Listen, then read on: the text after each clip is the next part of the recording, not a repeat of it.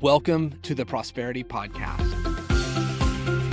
Prosperity Thinkers, welcome to the podcast. Kim, I'm thrilled, I'm excited because we've got some pretty cool topics today. The first one is a two-letter word that parents say to little kids, and sometimes we as adults have a trouble saying to others, which is no, and how to say no to family about finances. So it's a big Twitter thread. We're going to read through it.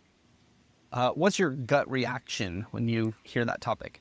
Well, I have a quick story to share about Robbie when he was little. I'm thinking 2, 3, 4 years old. And he was one of those kids that wanted to get his hands on everything. And I really didn't want to keep saying no. You know, as a parent, you have to say no so much. Surely there's got to be a better way. And it popped into my head to say, not Robbie's. And so when he would go for a thing that I didn't want him to touch, I would say, not Robbie's, and then hand him something that was Robbie's. And it was a great transformation in our household because there were other times that we had to say no for a whole variety of reasons, but at least as it related to touching things, or especially if he was in somebody else's house, right? Not Robbie's. So it's interesting because as it relates to money, it's kind of the same thing. You know, we're now, thankfully, my adult children are rock stars in the monetary space. But I'm hearing from clients all the time that they're dealing with adult children that were not raised well around the monetary space. And it's because the parents didn't have anything with which to do that. I mean, I get it. There is just, you know, we've got a generation of people, call it, 40 to 60, that literally, unless you've picked it up on your own somewhere, somehow, do not have good education around money. So how are our children, who are now, call it, 15 to 30, so adult children, how are they supposed to have any knowledge around money? And not only do we have an awesome solution around that I can't wait to hear, but I want to hear a little bit more about what the community on X or Twitter was saying, because as it relates to adult children, or even especially maybe even harder, the teenager space, holy cow, saying no about money things is tough. Yeah, it's really tough. There's the ability to communicate and navigate the situation. There's the guilt with it. There's the pride with it. You've got all of these components. Yeah. So let's unpack it. So the author of this thread, his name is Randy Gage. He is, as far as X goes, I don't know him. So a successful business person, and he's sharing information there. Awesome. I only say it that way just because I don't know, and we live in a world where anyone can write anything at any time. So bucket one of his list are the people that are professional victims. Those are the people that creep into our life. They could be family, non-family. Is that a category that you've seen? And I'm going to confirm if you've seen those pieces, not seen these pieces, and then we'll do the wrap up. So is that one that you've seen? Super grateful to say I don't see it very often, but I do see it. And I know exactly what you're talking about. And I normally see it out in the public with not somebody that I know. But oh my gosh, you can hear it in their language. You can see it in their reactions. It's a very sad state for a human being to live in. Mm-hmm. Yeah.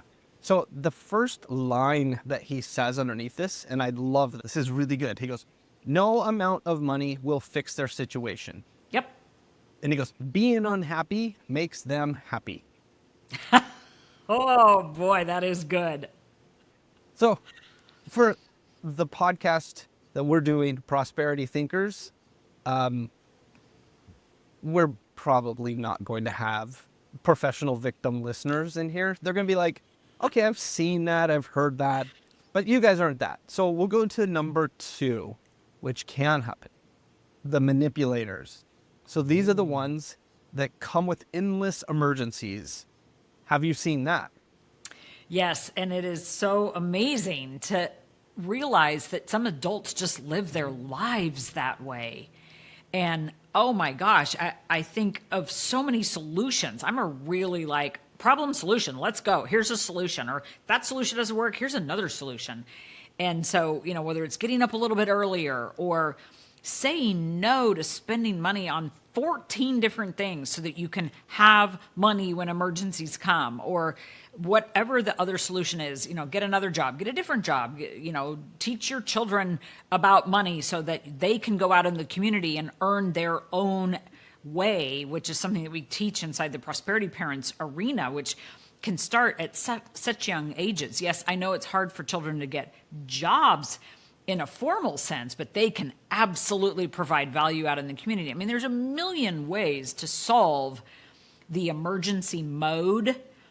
It just takes a little bit of habit changing. It's not a discipline issue. We're all 100% disciplined to our current set of habits. So change some habits. Little ones, Well said. right? Yeah. Well said. We are committed to the results that we're getting right now. So the solution that you often share on the podcast to solve the emergency is, and fill in the blank, what is it? An emergency opportunity fund, which is so important. It is absolutely the first thing that anybody of any age, of any financial situation will want to have, because as we've said so many times, cash flow issues do not go away. They just get bigger zeros on them. And so I love the space of the emergency/opportunity fund, because very quickly you want to get emergency solved and really turn your attention to opportunities so that your thinking is about opportunities. You don't want to be constantly thinking about emergencies. So define for your family, and this cracks me up. I ask people all the time, what's your emergency fund number? People don't know, like, I'll have to think about that. Well, in our family, it's been $100,000 for a long time. Oprah Winfrey's is 7 million.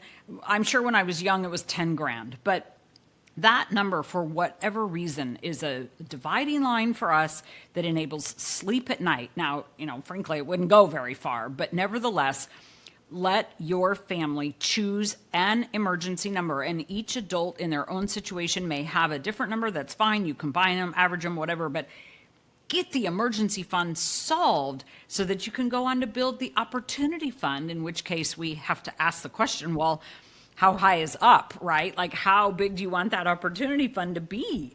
Well, forever and endless. And of course, we know that the best place to store emergency opportunity funds is the whole life insurance arena.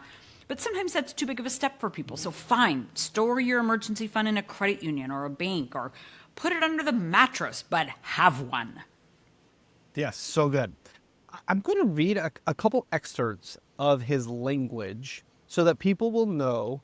It throws up the bat signal. So if the manipulators come in, they'll be like, oh, it works like this. They'll say things like, you have so much. This is meaningless to you. Or they'll say this, if you were a good Christian or Buddhist or Jew, you would do this. And the last one, you'll be responsible for what happens to me.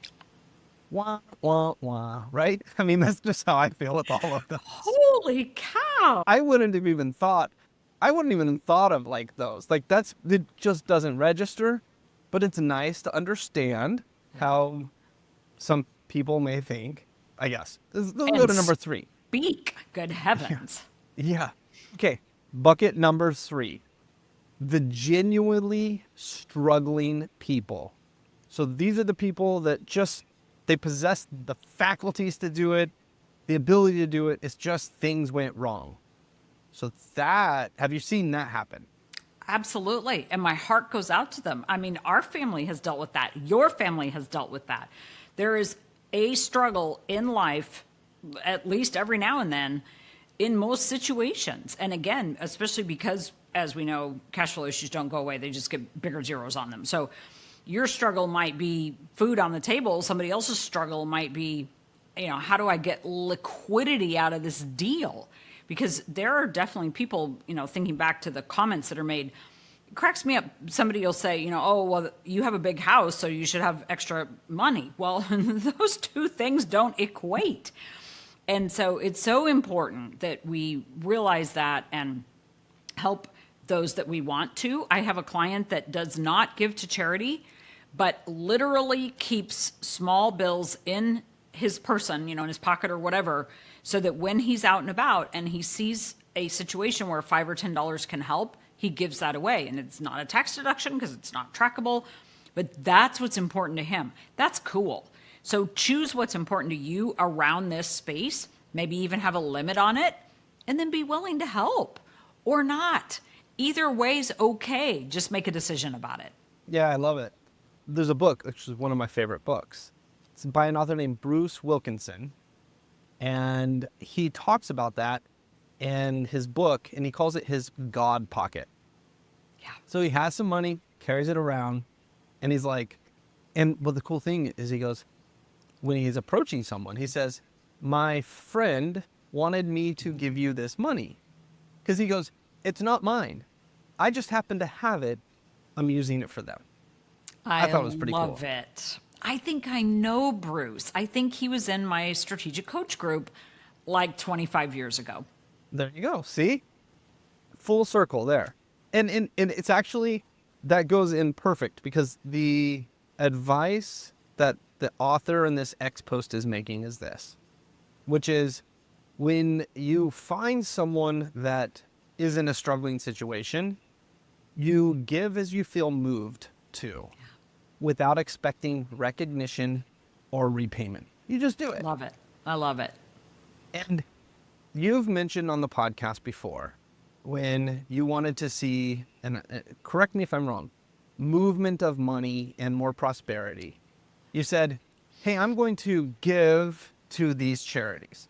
And it wasn't the amount of money, it was the action of it. Go into that for just a second as we wrap up this episode. Absolutely.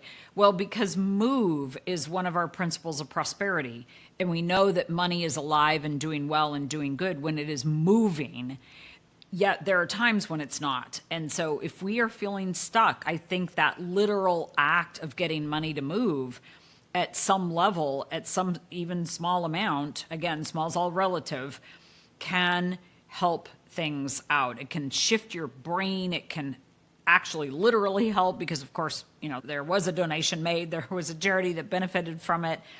But the good that I got out of that, and it's not like I could point to any one specific thing, although I know sometimes people can. I did this and I got that. And it's not about the getting, right? It's about forward progress, which is what move implies. And yes, sometimes it's 2 steps forward and 1 step back, or 3 steps back, but nevertheless, forward again. And so whenever I'm struggling, I think about that principle and the action that develops movement, starts the movement, continues the movement.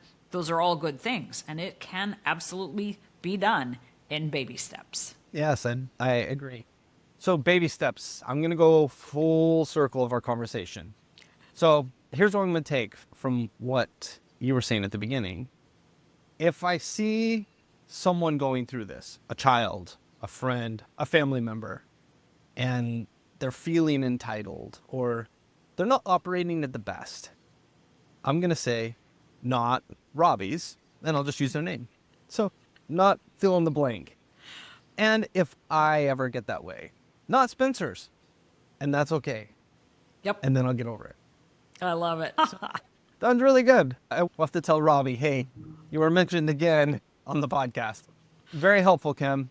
And for all of our listeners, I think one of the big points was that emergency opportunity fund solves so many problems. If you have that taken care of, kudos to you. Continue to grow the opportunity. If you don't, send an email to hello@prosperitythinkers.com. There's an automated, easy way to do it. There's a hard way to do it. There's probably something in the middle. I like easy and automated myself, so that's how I operate. And then I'll put a link to this post from X inside of the show notes. Thanks, Kim. Fabulous.